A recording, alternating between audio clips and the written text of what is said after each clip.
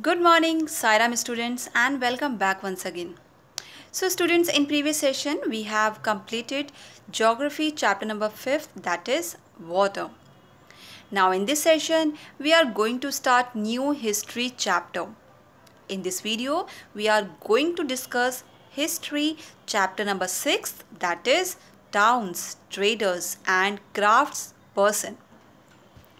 Now, in this video, these topics we are going to discuss types of towns, administrative centers, temple town, commercial town, and the port town. Basically, during the if we talk about the medieval time period, so towns were a very important feature, right? During medieval time period, towns were a very important features. So here are the types of towns. What would a traveler visiting a medieval town expect to find? Actually, this would depend on what kind of a town it was.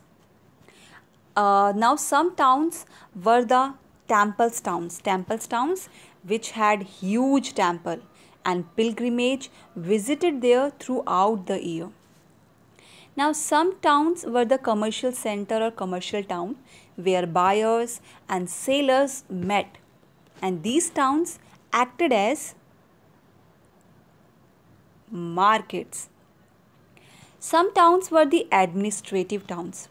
Administrative towns, that means from where the administrative work of the kingdom was carried on. For example, taxation, finance, etc. And some towns were the port towns, which were situated near or on the coast, from where goods were exported or imported.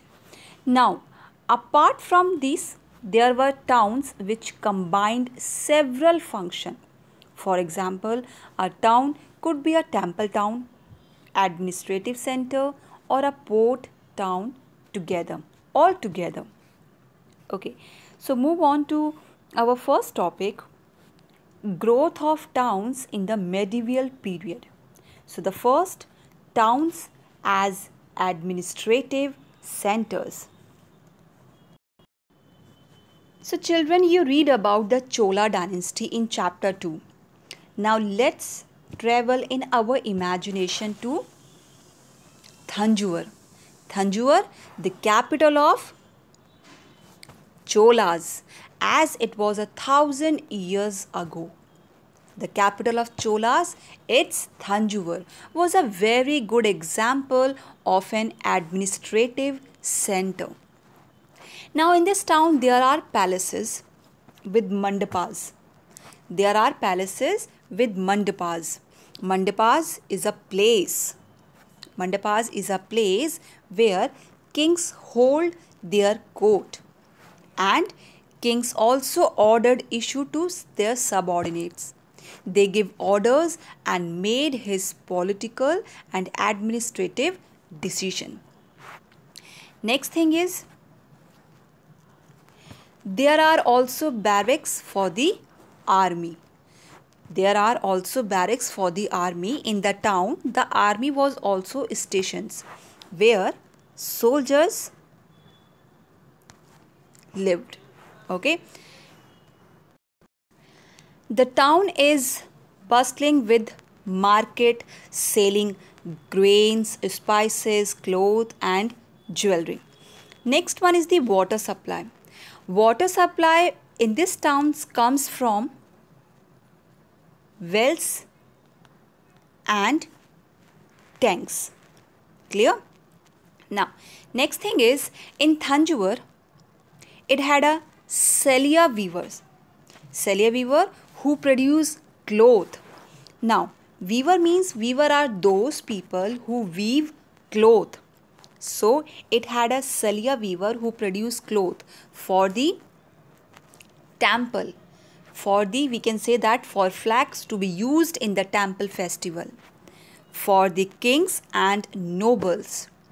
And also for the masses.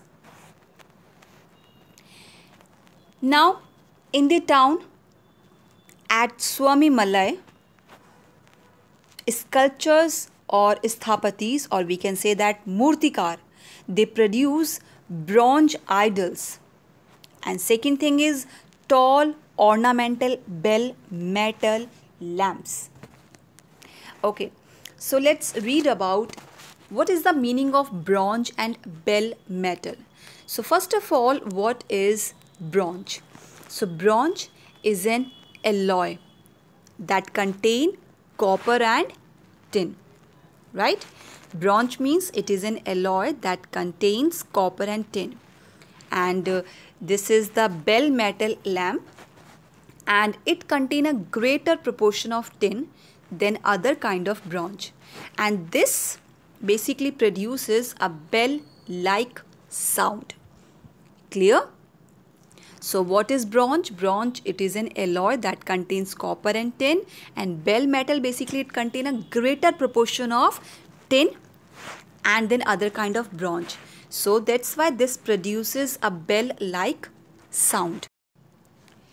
The weavers of fine cottons and sculptures making bronze images too. So bronze images were also an integral part of these towns. And this is a bronze statue of Krishna.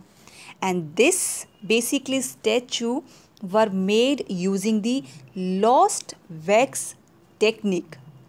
Lost wax technique basically during the Chola period, this technique, lost wax technique, was used to make Chola bronze statue, right? Now, so what is lost wax technique? Lost wax technique was used to make Chola bronze statues, and this technique involved several stages. So, first of all, an image was made up of wax. Then this was covered with clay, and then it left in sun to dry it.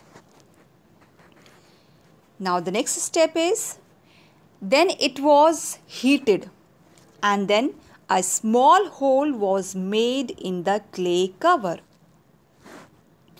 Then the molten wax poured into the clay mold through this hole.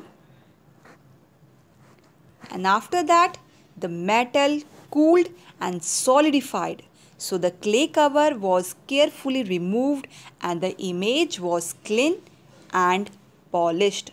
So this is how they create or they made Chola bronze statue. So they used lost wax technique. Is it clear? First of all, an image was made up of wax. Now this wax, this image was covered with clay and then left in sun to dry. Then it was heated and a small hole was made in the clay cover. So the molten wax was drained out through this hole. Then molten wax was poured into the clay mold through the hole, and once metal cooled and solidified, the clay cover was carefully removed and the image was cleaned and polished. Is it clear about what is lost wax technique? Now next one is temple town. So as I said, Thanjavur was a flourishing urban settlement with many beautiful buildings and also temples, but primarily it was the center of administration during the Chola period.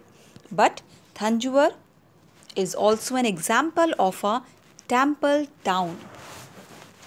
So in Thanjavur there is a temple, Raja Rajeshwara temple, and this temple was built by Raja Raj Chola, and the architect was Kunjar Malan Rajaraj Peruthajan, who has proudly carved his name on the temple wall. Inside it is a massive Shivalinga. Now these temples were the centers of economic and social activities too. It also represents a very important pattern of urbanization. So temple authorities, they used their wealth to finance trade and banking. So gradually and slowly, a large number of priests, workers, artisans, traders, etc. settled near the temples to cater to its needs and those of the pilgrims. Thus grew temple towns. Now, it was also an important pilgrimage center. So, rulers built temples to demonstrate their devotions to the various deities.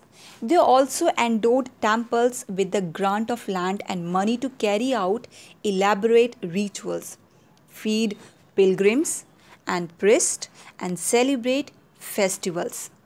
So, pilgrims who flocked to the temples also made donation. So, let's read the reasons for the growth of Temple Town. So, Temple Town developed when the rulers built temples and they just gave grants of land and money to show their religious devotion. Clear? First point is, when the rulers built temples and they just give them grants of land and money to show their religious devotion. Second, pilgrims. So, pilgrims who visited these places also made donation. Now, these temples later developed into a major center for multiple nature of social, economic, and of course, religious activities. Gradually and slowly, a large group of people associated with temple activities settled near the temples, like rich merchants, priests, workers, artisans, etc. They settled near the temples. Priests, craftsmen, workers, and traders served the temples and the pilgrims. And we can say that some temples in South India also provide loans to the skilled artisans, craftsmen, and the traders to establish their trade. Now, next one is the temple towns and the pilgrimage center. So many towns emerged around the temples. Even pilgrimage centers also slowly developed into the townships. For example, Vrindavan in Uttar Pradesh. Next, Somnath in Gujarat. Next one is the Kanchipuram and Madurai in Tamil Nadu. Tirupati in Andhra Pradesh. Now, all these temples and pilgrimage centers became very important during the medieval period. Now, Ajmer in Rajasthan become a unique pilgrimage center. Children, basically Ajmer was the capital of Chauhan kings in the 12th century, remember, and then later became the Suba headquarters under the Mughals. So it provides an excellent example of religious coexistence. Khwaja Muinuddin Chisti's Dargah attracts thousands of pilgrims even today. And near Ajmer there is a Pushkar lake, a holy lake visited by the Hindu pilgrims since ancient times. Now the next town is the commercial town. So commercial towns developed along important trade routes. Gradually, these commercial towns were linked by roads. And Shesha Suri repaired the ancient imperial road which connected Sonargaon near the Dhaka to Peshawar, now in the Pakistan, in the northwest. Even many of these areas built along this road become commercial towns, and then later the Mughal Emperor Jahangir and his successor allowed European traders to establish trading settlements at places like Surat, Mumbai, Pondicherry, Chennai, Masulipatam and Calcutta. And gradually these places also developed into the thriving commercial towns. Now next one is the port town. Port town which was situated near or on the coast from where goods were exported to the other countries and imported from our country. So since India developed overseas trade contacts with Southeast Asia, West Asia, China and Europe. Next, port towns. Port towns like Surat, Bharuch, Cambay in Gujarat, Calicut, Cochin in Kerala and Masulipatam in Andhra Pradesh cater to foreign trade. Now all these ports and a few other developed as the major port towns and cities during the medieval time period. I hope that it is clear. So that's it for this part, and in next video we will continue this chapter. Till then, have a nice day and thank you.